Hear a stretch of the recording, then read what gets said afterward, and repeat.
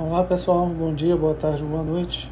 Na aula de hoje da disciplina de cálculo de reatores químicos, nós vamos resolver um exemplo com auxílio do MATLAB de um reator batelado processando reações em série.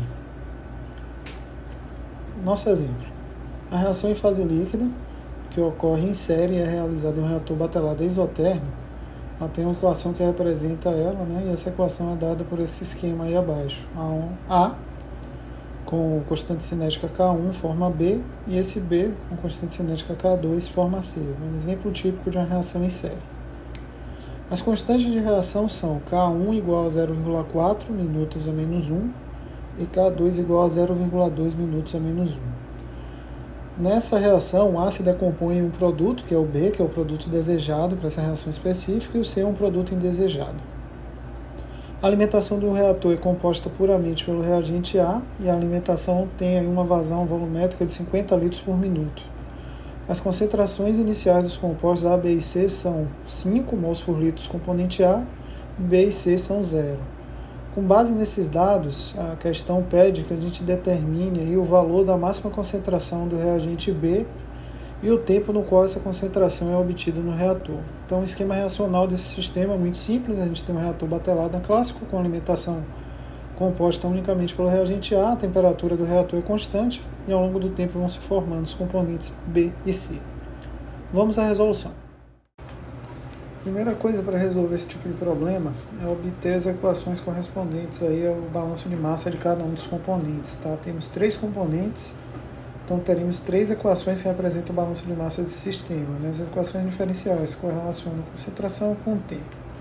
Primeira equação para o componente A, a variação da concentração dele no tempo é igual a menos a taxa dele, por ser um reagente sendo consumido, então menos K1CA.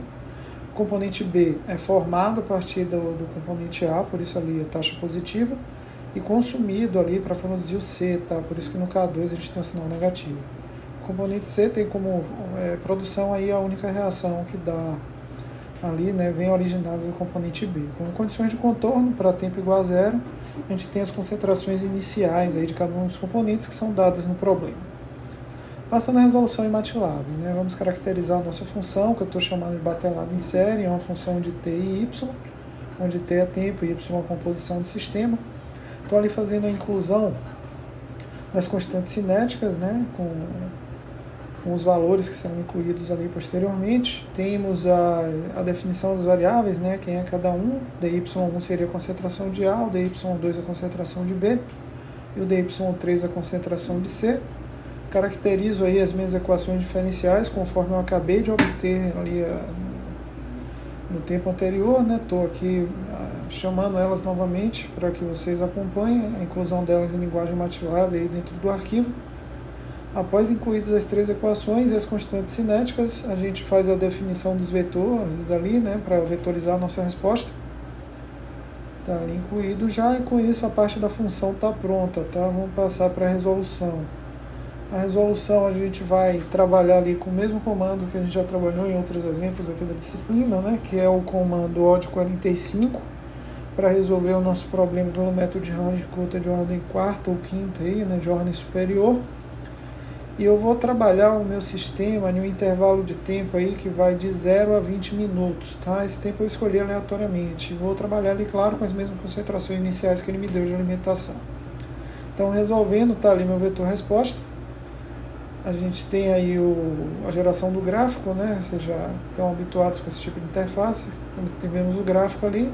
Se vocês olharem, eu coloquei a legenda nesse gráfico para facilitar o nosso acompanhamento, O nosso componente de interesse, que é o B, esse componente amarronzado, Que tem essa curvatura ascendente e descendente. Como ele quer saber a região de máxima concentração, a gente basicamente tem 2 caminhos para fazer isso, tá? A gente abre o vetor Y e verifica ali no ponto 2 qual foi o maior valor encontrado. Tá ali 1,8390. Ou a gente parte aí para utilizar uma ferramenta do próprio MATLAB, tá? Que é o Data Statistics. Clicando aí você consegue isolar o vetor 2 e ali ele já verifica qual é o valor de máximo dele, tá? Que é 1,839. E ali ele já vai traçar uma curva representando essa inclinação dentro do nosso sistema. A questão também pede para a gente verificar o intervalo de tempo, no qual ocorre essa variação. Se a gente observar, o tempo está ali na ordem de 2,26 minutos. Então, pessoal, pela aula de hoje era isso. A gente se encontra na nossa próxima aula. Até lá!